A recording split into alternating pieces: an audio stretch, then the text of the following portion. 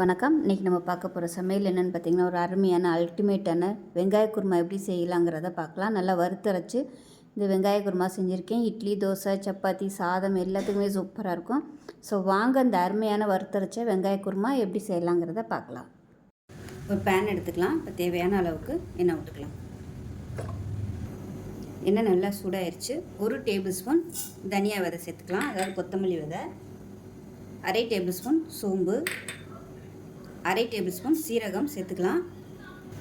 1/4 table spoon கசகசா, 1/4 table ஸ்பூனுக்கும் கம்மியாக மிளகு. இப்போ இதில் கொஞ்சமாக கல்பாசி சேர்த்துக்கலாம். ஒரு 3 கிராம்பு சேர்த்துக்கலாம். 2 ஏலக்காய் சேர்த்துக்கலாம். சின்னதாக 2 துண்டு பட்டை.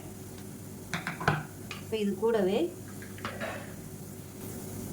7லேருந்து ஒரு 8 பூண்டு பல் சேர்த்துக்கலாம். 5 பீஸ் வர மாதிரி இஞ்சி சேர்த்துக்கலாம். இது எல்லாத்தையும் வதக்கி விட்டுக்கலாம். இது கூடவே 2 பச்சை மிளகாய் சேர்த்துக்கலாம். பச்சை மிளகாய் இதை விட இன்னும் ஒரு 2-3 சேர்க்கலாம். என்கிட்ட இவ்வளோ தான் இருக்கிறதுனால நான் வந்து கம்மியாக சேர்த்துருக்கேன். இருந்துச்சுன்னா இன்னும் ஒரு 4-5 சேர்த்துக்கலாம். இப்போ இது எல்லாம் நல்லா வதங்கிடுச்சு. மீடியம் சைஸாக 2 பெரிய வெங்காயம் நீளமாக நறுக்குனதை சேர்த்துக்கலாம்.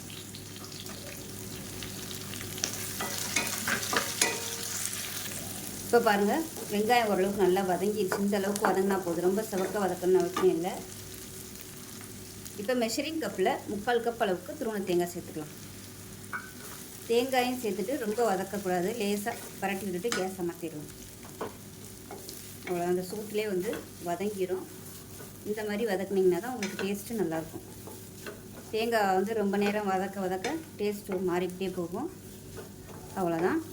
அது ஆறுனதுக்கப்புறம் அரைச்சிட்டு பார்க்கலாம். இப்போ பாருங்கள், நல்லா நைஸாக அரைச்சாச்சு, தனியாக இருக்கட்டும். இப்போ ஒரு குக்கர் எடுத்துக்கலாம். தேவையான அளவுக்கு எண்ணெய் விட்டுக்கலாம்.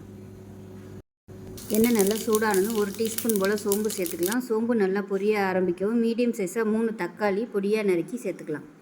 இப்போ தக்காளி வதங்குறதுக்கு உப்பு சேர்த்துக்கலாம். அப்போ தான் தக்காளி வந்து நல்லா மசிஞ்சு வரும்.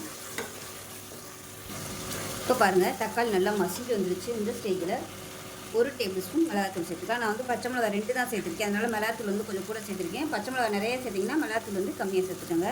1/4 டேபிள் ஸ்பூன் மஞ்சள்தூள், 1/4 டேபிள் ஸ்பூன் கரம் மசாலா.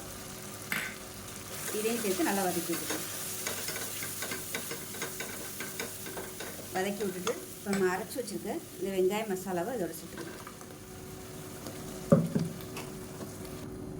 இப்போ மிக்சியை அலசிட்டு தண்ணி சேர்த்துக்கலாம். குருமாவுக்கு தேவையான அளவு தண்ணி சேர்த்துக்கலாம். நல்லா திக்காகவே வரும், ஏன்னா வெங்காயம்லாம் நம்ம அரைச்சி ஊற்றிருக்கனால நல்லா திக்காகவே வரும். உப்பு செக் பண்ணி பார்த்துட்டு உப்பு சேர்த்துக்கலாம். உப்பு கம்மியாக இருக்குது, உப்பு சேர்த்துக்கலாம். மேலாப்பில் கொத்தமல்லியில் சேர்த்துட்டு குக்கரை மூடிடலாம். குக்கரை மூடிட்டு நல்லா ஒரு 3 விசில் விட்டுட்டு ஸ்டீம் போனதுக்கப்புறம் பார்க்கலாம். இப்போ நல்லா 3 விசில் விட்டு ஸ்டீம்லாம் நல்லா இறங்கிடுச்சு. எப்படி இருக்குன்னு பார்க்கலாம்.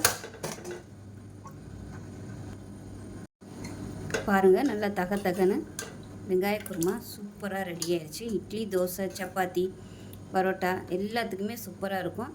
சாதத்தில் கூட நீங்கள் இதை ஊற்றி சாப்பிட்லாம், அருமையாக இருக்கும். இட்லியில் ஊற வச்சு சாப்பிட்டிங்கன்னா செம்ம டேஸ்ட்டாக இருக்கும். இப்போ பாருங்கள், நல்லா சுட சுட பஞ்சு போல் இட்லி சுட்டு இந்த குருமா வந்து அது மேலே ஊற்றி சாப்பிட்டிங்கன்னா சூப்பராக இருக்கும். ஒரு தடவை இது மாதிரி செஞ்சு பாருங்கள். செஞ்சு பார்த்துட்டு எப்படி வந்துச்சுங்கிறத கமெண்ட்டில் சொல்லுங்கள். வீடியோ பிடிச்சிச்சின்னா லைக் பண்ணுங்கள், கமெண்ட் பண்ணுங்கள், சேனலை சப்ஸ்கிரைப் பண்ணுங்கள், பக்கத்தில் பெல் பட்டனையும் ப்ரெஸ் பண்ணுங்கள். நன்றி.